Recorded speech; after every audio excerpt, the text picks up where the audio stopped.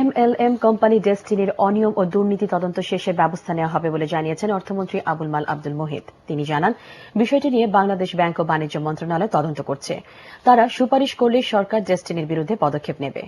গ্রামীণ ব্যাংক নিয়ে মার্কিন যুক্তরাষ্ট্রের আগ্রহের ব্যাপারে অর্থমন্ত্রী বলেন, ব্যাংকটি নিয়ে অনেক আগ্রহ দেখালেও এর উন্নয়নে তাদের 1 পয়সারও অবদান নেই।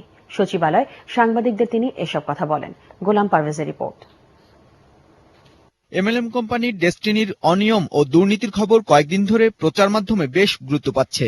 হঠাৎ টাকার কুমির বনে যাওয়া সংস্থাটির বিরুদ্ধে বাংলাদেশ ব্যাংকের তদন্ত দল ব্যাপক দুর্নীতি ও অনিয়মের সত্যতা খুঁজে পেয়েছে। প্রায় ৮০ লাখ মানুষ ডেস্টিনির মাধ্যমে প্রতারিত হতে পারে এই আশঙ্কা করে বাংলাদেশ ব্যাংক প্রতিষ্ঠানটির বিরুদ্ধে সরকারকে দ্রুত ব্যবস্থা নেওয়ার পরামর্শ দিয়েছে, যা নিয়ে শুরু হয়েছে ব্যাপক আলোচনা ও উৎকণ্ঠা। অর্থমন্ত্রী জানিয়েছেন, ডেস্টিনির অনিয়ম ও দুর্নীতির বিষয়ে তদন্ত প্রতিবেদনের পরই ব্যবস্থা নেওয়া হবে।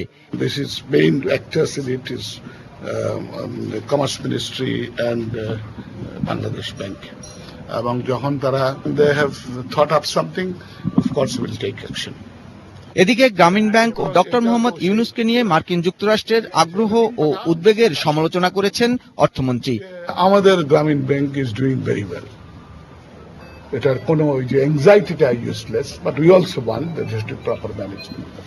গ্রামীণ ব্যাংকের ডেভেলপমেন্টে কিন্তু United States never participated, not with a pi.